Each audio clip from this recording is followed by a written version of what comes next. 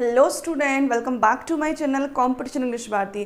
तो student, in this video we are going to study about tenses और tenses में kinds of tenses and verbs of tenses के बारे में study करेंगे। तो स्टूडेंट, अगर आप चैनल पर नए हैं तो चैनल को सब्सक्राइब करें, लाइक करें, शेयर करें एंड वीडियो को लास्ट तक ज़रूर देखें।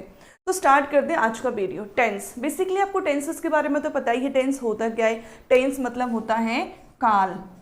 टेंस का मीनिंग क्या होता है? काल या समय। अगर मैं आपसे क्वेश्चन करूं कि एक सेंटेंस में ऐसा कौन सा पार्ट्स ऑफ स्पीच होता है जिससे आप टेंस को आइडेंटिफाई कर पाओगे, तो आपका सिंपल सा आंसर आता है सबसे पहले कि वो कौन सा पार्ट होता है। वो होता है वर्ब। किसी भी सेंटेंस में वर्ब एक ऐसा पार्ट होता है जिससे आप किसी भी सेंटेंस के अंदर टेंस को आइडेंटिफाई कर पाते हो। कैसे? फॉर एग्जाम्पल, राम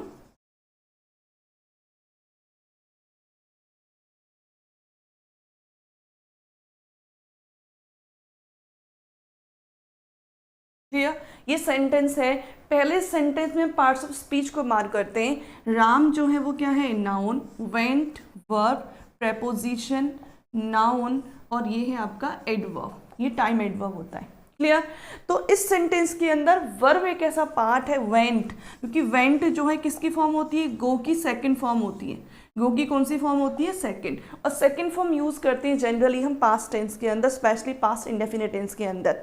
हाँ, इसके अलावा वर्ब के अलावा एक और पार्ट होता है जिससे आप सेंटेंस के अंदर टेंस को आइडेंटिफाई कर सकते हो, बट ये कोई श्योरिटी नहीं है कि आप उससे आइडेंटिफाई कर ही पाओ। कुछ ही टाइम एडवर्ब्स ऐसे होते हैं जिनसे आप आइडेंटिफाई कर सकते हो, बट जनरली ज़्यादातर टाइम ऑफ एडवर्ब्स ऐसे होते हैं जो टाइम एक्सप्रेस नहीं करते। एग्जैक्टली आपको टाइम एक्सप्रेस नहीं कर पाएंगे। ओके, तो प्राइमरी जो चीज़ है वो हमारी वर्ब ही है। सेकेंडरी की बात करें तो टाइम एडवर्ब होता है जो थोड़ा बहुत आपको बता देता है कि एक टाइम कौन सा है, past, future, present. Okay, clear. तो वर्ब जो है वो सबसे इंपॉर्टेंट पार्ट है टेंस के अंदर। प्लस वर्ब के बिना आप कोई सेंटेंस क्रिएट कर ही नहीं सकते। Without verb a sentence is completely incomplete. Clear? तो आज जो हम स्टडी करने जा रहे हैं इस टेंस के बारे में, टेंस के काइंड्स के बारे में स्टडी करेंगे, प्लस जितने भी सारे टेंसेस हैं उन सभी की हेल्पिंग वर्ब्स के बारे में स्टडी करेंगे। ओके, जिससे आपको एक ही पेज पर कंप्लीट चार्ट मिल जाएगा kinds of sentences, kinds of tenses का, इन वर्ब्स ऑफ टेंसेस का। तो स्टार्ट करते हैं आगे।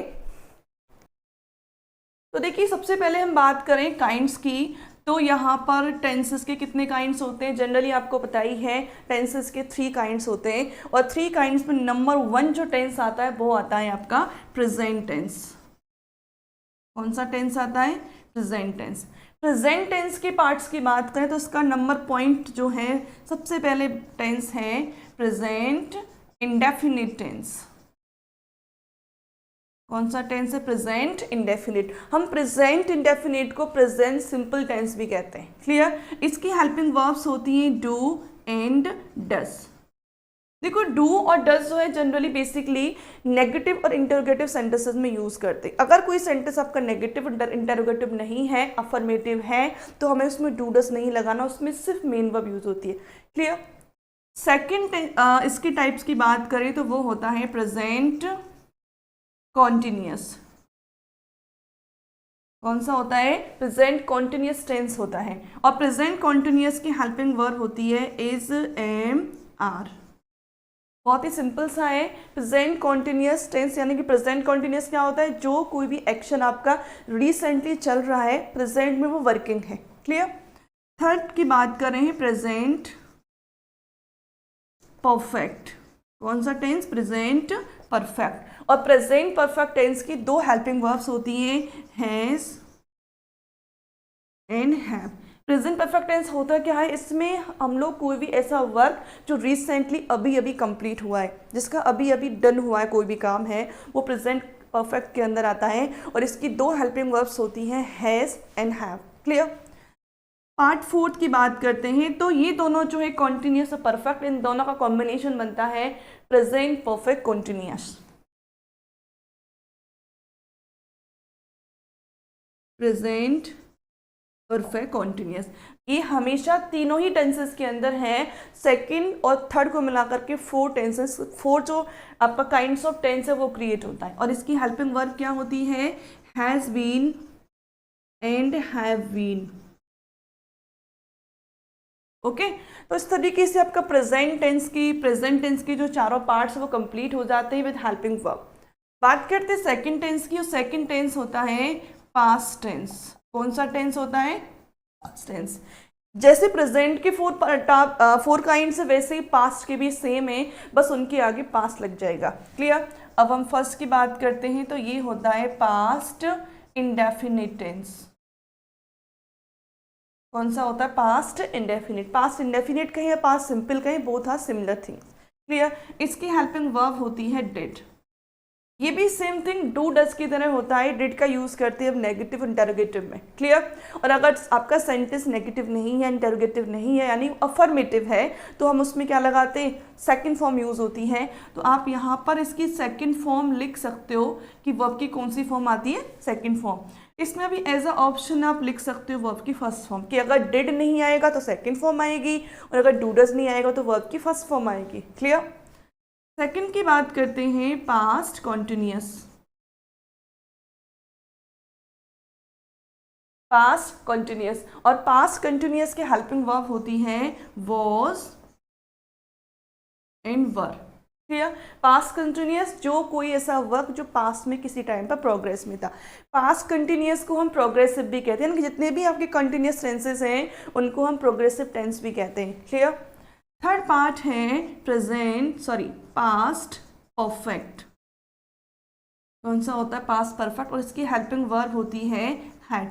There is only single helping verb. Clear? Fourth part होता है पास्ट, सेम कहा था ना, सेकंड और थर्ड के कॉम्बिनेशन को मिला के बनेगा फोर्थ पार्ट, यानी कि पास्ट परफेक्ट कॉन्टिन्यूअस, और इसकी हेल्पिंग वर्ब होती है हैड बीन। देखो ये जो वीडियो है एकेडमिक स्टूडेंट्स के लिए बहुत ही बेनिफिशियल है, और जो बच्चे कंपटीशन की प्रिपरेशन कर रहे हैं उनके लिए भी बहुत ही बेनिफिशियल है। ओके? क्योंकि बच्चों को वर्ब्स याद करने में बहुत प्रॉब्लम फेस करनी पड़ती है इस चीज़ के लिए। थर्ड की बात करते हैं। थर्ड जो टेंस है फ्यूचर टेंस। कौन सा टेंस है? Future tense. देखो अगर फ्यूचर टेंस की बात करें तो फ्यूचर टेंस का ज़्यादा यूज़ नहीं है, सबसे ज़्यादा यूज़ होता है प्रेजेंट टेंस का, पास्ट टेंस का। बिकॉज क्यों? क्योंकि हमारे पास फ्यूचर को एक्सप्रेस करने के लिए बहुत सारे सब्सटीट्यूट्स हैं। We have many substitutes to express future time.